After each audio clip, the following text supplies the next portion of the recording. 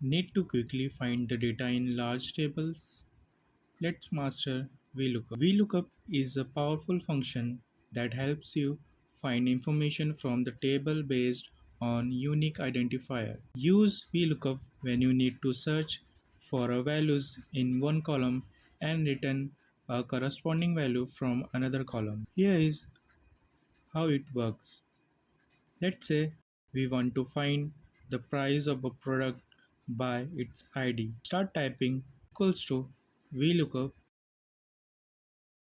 then lookup value.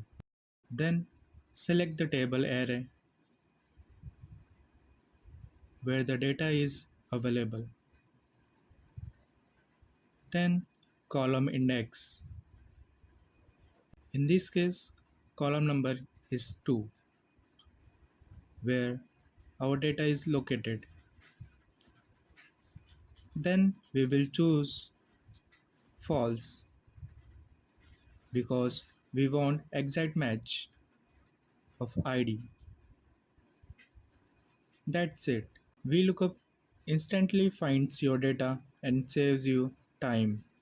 Subscribe for more Excel tips. Thank you.